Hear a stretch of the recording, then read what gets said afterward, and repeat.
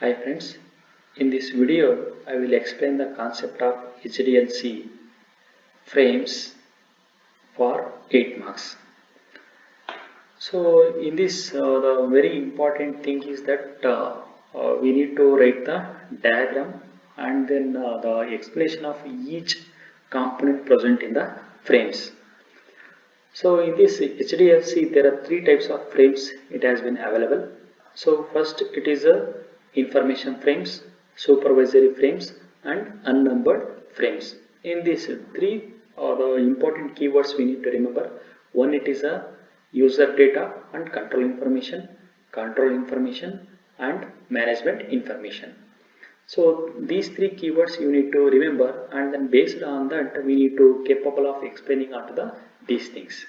So each type of frame serves as envelope for the transmission of different types of message. So iframes are used to transport a user data and control information related to the user data. So first keyword which is going to match us with respect to the user data and control information. And then S frames are used only to transport the control information, second keyword. And then U frames are reserved for a system management. Information carried by U frames is intended for managing the link itself. And then, so next frame formats of a I frame, S frame and then U frame. As previous discussion and all, we have clearly indicating that which is the starting of a frame and then ending of a frame. Maybe some flag fields are present or maybe some special types of bits are present. So from that we can able to indicate or identify the where is the starting frame and then where is the ending frame. And then address, control, user information, FCS frame check sequence are present. So all those things we'll discuss here. So and then the only thing is that what user data, FCS and then management of information. Remaining the components are same. So flag field, the flag field of a HDLC frame is a 8-bit sequence with a bit pattern 0 followed by a 6 ones and then 0. As previously we have told that what and all the flags, right, some special the pattern. So this type of the patterns it is present. So from that it is going to indicating that ending and then starting and ending of a frame. So next address field, the second field of HDFC frame contains address of the secondary station, which means what, from sender to the receiver we are going to sending the frames. So for whom we have to send, so that we are going to indicating secondary station.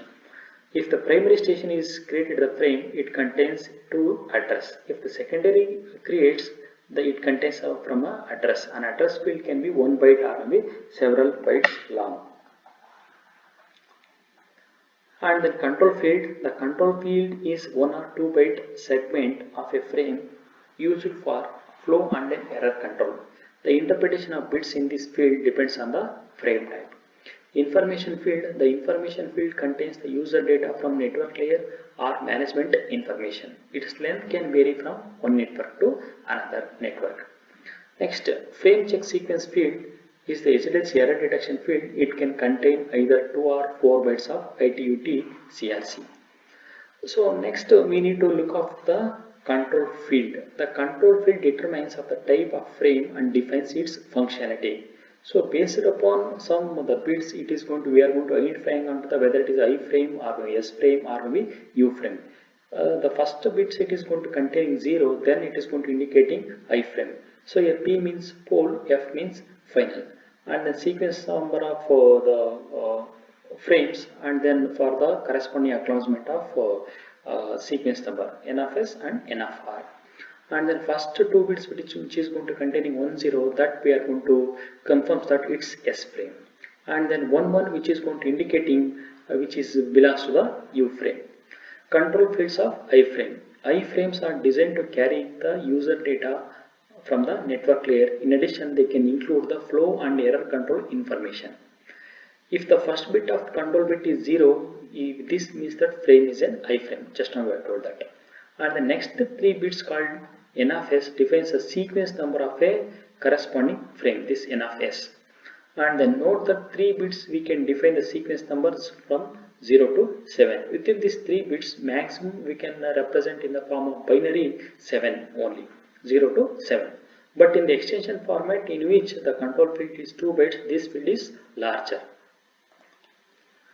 So on the last 3 bits, these last 3 bits we are going to collect as N of R corresponding to the acknowledgement number when piggybacking is used. So the signal bit between N of S and then N of R is called the P/F, which means pole or final bit. The P/F field is a single bit with a dual purpose. It has a meaning only it is set bit is equal to 1 and can pole or maybe final. It means pole when the frame is sent by the primary station to secondary station. Primary station to the secondary station it has been sent at the time P it has been set to 1. It means the final when the frame it is sent by the secondary to the primary. So from secondary to the primary it has been sent at the time F it will be set 1. So next, control fields of S frame. Supervisory frames are used for flow and error control whenever piggybacking is either impossible or inappropriate. S frame do not have information fields. If the first 2 bits of the control field is 10, this means the S frame. And the last bit it is called as the corresponding acknowledgement and negative acknowledgement number depending on the type of S frame. The 2-bit called the coda is used to define the type of S frame itself with the 2 bits. We can have 4 types of S frames are described here. So first is the receiver ready, receiver not ready, reject and then selective reject. Receiver ready, as a name itself it is going to indicating receiver is ready. If the value of the code is subfield is 00, it is an receive ready RRS frames. This kind of frame acknowledges the recipient of safe and sound frame or group of frames. In this case, the value N of R field depends the acknowledgement number.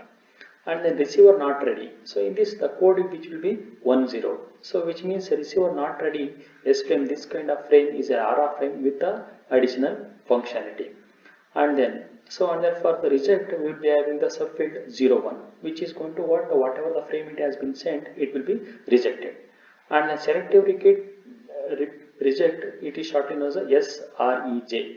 If the value of the code subfield is 11, then it is going to select the corresponding frame. So these are the 4 different control fields are present. So next, control field for V frames.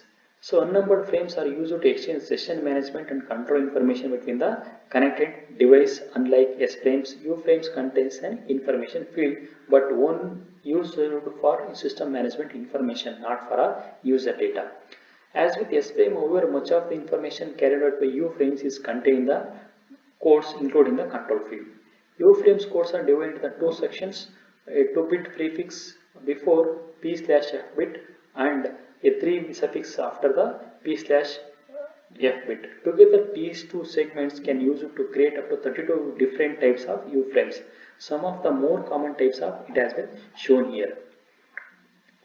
So the corresponding 5-bit code and then the command and then response. 00001 which is going to SNRM set normal response mode, and then 11011 SNRME set normal response mode extended, and then 11100 SABM response it is a DM set an asynchronous balance mode or maybe disconnect mode, and then 11110 SABME set asynchronous balanced mode extended, and then all zeros UI, so unnumbered information. 00110 UA unnumbered acknowledgement, 00010 disk response it is RD disconnect or maybe request disconnect, 10000 SIM RIM set installation mode or maybe request information mode, 00100 UP unnumbered pole, 11001 reset or maybe reset,